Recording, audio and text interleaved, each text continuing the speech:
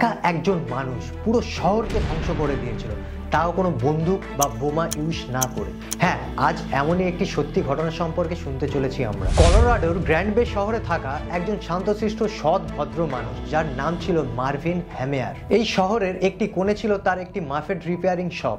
সাল 2001 মার্ভিনের শপের পাশে একটি সিমেন্ট ফ্যাক্টরি তৈরি হতে শুরু করে। সেই সিমেন্ট ফ্যাক্টরি মার্ভিনের শপ তথা মার্ভিনের প্রপার্টিতে যাওয়ার রাস্তাও বন্ধ করে দেয়। তারপরে মার্ভিন সিটি কাউন্সিলকে একটি চিঠি লেখে এবং সে আইনের পথে হাঁটা শুরু করে, কিন্তু সব ক্ষেত্রেই তিনি অসফল হন। তাকে মিথ্যাবাদী সাব্যস্ত করা হয়, নিউজ পেপারে আর্টিকেলও লেখা হয়। এতে মার্ভিনের মতো একটি সৎ ব্যক্তির আত্মসম্মানে প্রচন্ড আঘাত লাগে। মার্ভিন একে একে পুরোপুরি ভেঙে পড়েছিল। কিন্তু গল্পটা এখানে শেষ নয়, গল্প এখান থেকেই শুরু। মার্ভিন গড়তে চলেছিল নতুন এক ইতিহাস। তার সাথে এই ঘটনা ঘটার পরে সে পুরো দুনিয়া থেকে নিজেকে আলাদা করে নেয়।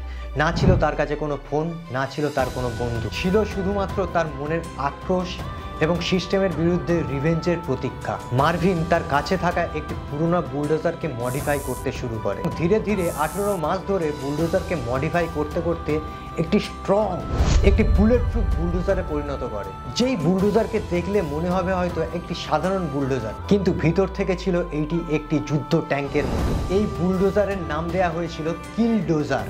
4 জুন 2004 প্রথমবারের মতো গ্র্যান্ড বে শহরের নামে মার্ভিনের কিলডোজার। মার্ভিনের কিলডোজারের প্রথম নিশানা ছিল সেই সিমেন্ট ফ্যাক্টরি, যে সিমেন্ট ফ্যাক্টরি তার সবকিছু ধ্বংস করে দিয়েছে। এবং মার্ভিনের কিলডোজার সেই সিমেন্ট ফ্যাক্টরির মধ্যে ঢুকে তার সিমেন্ট ফ্যাক্টরিকে পুরোপুরি তছনছ করে দিয়েছিল। এবং তারপরে তার সেকেন্ড নিশানা হয় জাজের বাড়ি, অর্থাৎ যে জাজ তার বিরুদ্ধে রায় দিয়েছিল। তার পরের নিশানা ছিল নিউজ পেপারের অফিস, অর্থাৎ যে নিউজ পেপার তার বিরুদ্ধে একটি মিথ্যা আর্টিকেল লিখেছিল। তারপরে তার নিশানা হয় পুলিশের গাড়ি, অর্থাৎ সেই পুলিশ যে পুলিশ তাকে খুব বাজে ট্রিট করেছিল। এবং এইভাবে মার্ভিন কলোরাডো শহরে ধ্বংসলীলা চালাতে থাকে। এই খবর ছড়িয়ে পড়তে কলোরাডো শহরের পুলিশ অ্যাকশনে নেমে পুলিশ মার্ভিনের এই কিলডোজার লক্ষ্য করে গুলি ছুঁড়তে থাকে।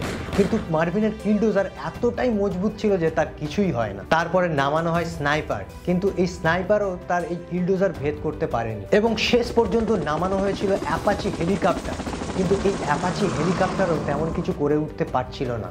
ইতিমধ্যে মার্ভিন 13টি বাড়ি ধ্বংস করে ফেলেছে। এবং তারপরে মার্ভিন ঢোকে একটি হার্ডওয়্যার শপে। হার্ডওয়্যার শপ ধ্বংস করার সময় মার্ভিনের কিলডোজার আটকে যায়, এবং কিলডোজারটি এমনভাবে আটকে যায় সেখান থেকে মার্ভিনের কিলডোজার কোনোভাবেই বেরিয়ে আসতে পারছিল না। এবং সেই সময় মার্ভিনের কিলডোজারকে পুলিশ একে একে ঘিরে ফেলতে শুরু করে, এবং ঘিরে ফেলে একে একে কিলডোজারের ওপরে উঠে মার্ভিনের কিলডোজারের ভিতরে যখন প্রবেশ করতে যাবে সেই সময় একটি গুলির শব্দ শোনা যায়। পুলিশ কিলডোজারের ভিতরে ঢুকে দেখে মার্ভিন মৃত, অর্থাৎ মার্ভিন তার নিজেকে গুলি করে আত্মহত্যা করেছে। একা একটা মানুষ তার সিস্টেমের বিরুদ্ধে এইভাবে যে রিভেঞ্জ নিতে পারে, এটা কিছুটা অবিশ্বাস্য মনে হলেও এটাই সত্যি। তবে মার্ভিনকে অনেকে মনে করে মার্ভিন ছিল একটা আতঙ্কবাদী, আবার অনেকে মনে করে মার্ভিন ছিল একজন রিয়েল হিরো, যে একমাত্র সিস্টেমের বিরুদ্ধে এইভাবে রুখে দাঁড়িয়েছিল, এইভাবে প্রতিবাদ করেছিল। তবে আপনাদের কি মনে হয় মার্ভিন অ্যাকচুয়ালি কি ছিল, সেটা অবশ্যই কমেন্ট করে জানাবেন। আর ভিডিওটি যদি ভালো লেগে থাকে তাহলে একটি লাইক করে দেবেন, এবং এইরকম আরো ইন্টারেস্টিং গল্প সম্পর্কে জানতে অবশ্যই চ্যানেলকে সাবস্ক্রাইব করে দেবেন।